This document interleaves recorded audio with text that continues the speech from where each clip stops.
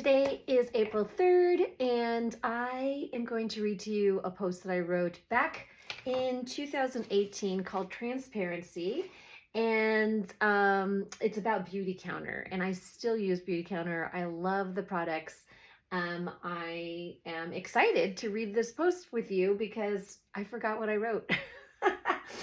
Okay, transparency. When I learned that the CEO of Beautycounter, Greg Renfrew, would be speaking to us while I was on spring break in Orlando, I started thinking of questions that I wanted to ask in case I had the opportunity. At my first Beautycounter party 3 years ago, a consultant gave us information that included the purpose and goals of the company, shocking eye-opening statistics, and we were told that the government has been neglecting the regulation of ingredients in beauty products for many decades. I wanted to take immediate action after this newfound awareness, so I purchased products for skincare, hair care, and sunscreen for my whole family. The only makeup artist I knew and trusted worked at the Bobbi Brown counters at the mall. Therefore, I always skipped the Beautycounter cosmetics offered at every Beautycounter party I've attended. The trouble about the makeup was that neither the Beautycounter consultant or the friend hosting the party knew anything about makeup for my skin color. Beautycounter products are not cheap, and I refuse to buy makeup unless someone knowledgeable sells it to me. I already felt good about the Beautycounter products that I was using, so I wasn't looking to be re-educated about all the false advertised products existing in our country today. I attended the interview of Greg Renfrew in Orlando because I wanted to see her in person, and I hoped for an opportunity for comments and questions. Surprisingly, I got a lot more out of the interview than I expected. I was glad to witness firsthand that Greg is an extremely transparent person. Number one, I love how she admitted that she doesn't wear much makeup. She isn't just one of the lucky ones who doesn't have to wear much.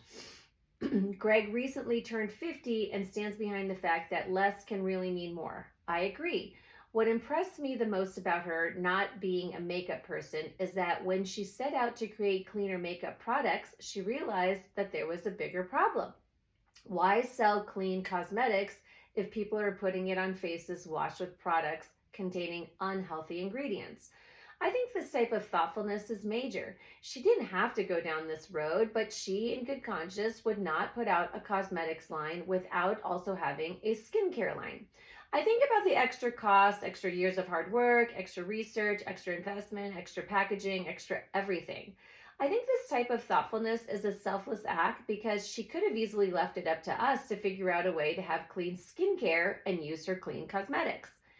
Number two, ever since one of my friends chose not to buy products at another Beautycounter party I went to, I had a nagging feeling about the company.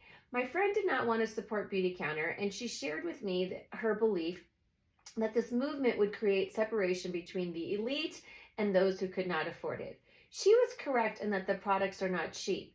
Even though I am glad to pay for the convenience not to have to conduct my own research for safe products, I understood her point. It's similar to paying more for my groceries at Whole Foods. Time is money, and shopping at Whole Foods saves me time. I felt guilty that those who can't afford Beautycounter do not get to pay for this convenience. When Greg addressed this issue, I was all ears. What would she possibly say? I loved her transparent response. She didn't apologize for being a business person. Of course, she needs to make a profit.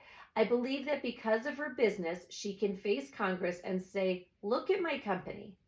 I am an example of making products that are safe.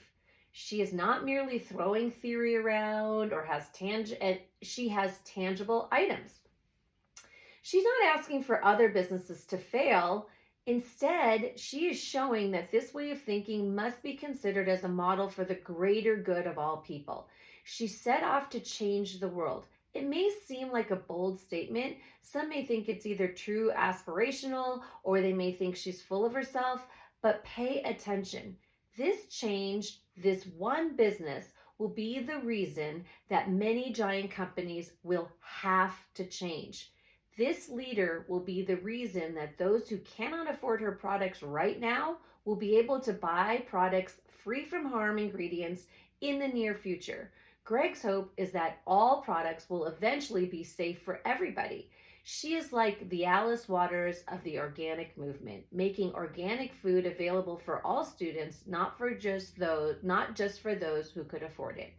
Number three, speaking of organic foods, when I moved to Minnesota, the overused buzzword at the time was organic. Perhaps it was the timing, but I was sick of changing everything. My sleep schedule, eating schedule, I couldn't drink alcohol and breastfeed, etc. because I was a new mom. I could not handle another change, so I refused to join the organic movement. I purposely purchased non-organic items because I thought it was a fad, and I didn't want to spend extra money on a fad. The more I hung out with my tree hugger, crunchy yoga moms, I would listen to their conversations about CSAs and PBA free items, and I wanted to ignore this exchange of information, but I just couldn't. I knew too much about why I needed to make the change, and soon I found myself buying organic. During the interview, I made another connection to Greg's transparency.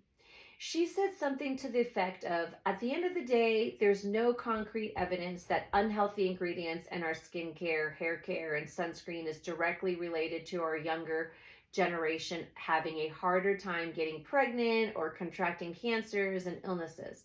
But if there was even a chance that her products could prolong a long, healthier life, wouldn't you rather pay for them than to continue rolling the dice, hoping that harmful chemicals are not going to affect you? This is my exact sentiment and conclusion that I came to when I stepped over to the other side, aka organic living. Sure, I could save $2 buying the regular grapes instead of the organic grapes, but would the savings be worth it if I had to pay for chemotherapy later? Harsh, but it was my wake-up call. Number four, harsh brings me to another transparency statement from Greg that I really admired.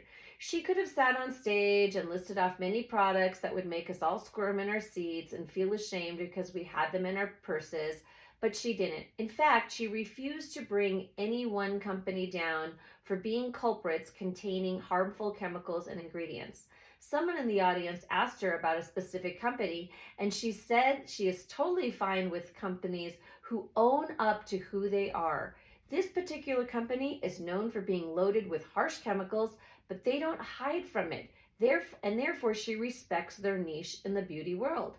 However, the companies that upset her are the ones who claim that they are all natural and promise to contain wonderful ingredients that are good for us, when in reality, they are none of the above. I totally dig that she respects legitimate business over little white lies. I know we love our fancy products. They make us feel good because they give us hope and status whenever we buy the expensive shampoos or $70 mascaras. Unless you're an all or nothing person, throwing away your current products to switch over exclusively to Beautycounter products is a huge lifestyle change and could affect your bank accounts. My suggestion is to finish up your current products, then replace them with products that are either from Beautycounter or wonderful items on this website, and I give a link.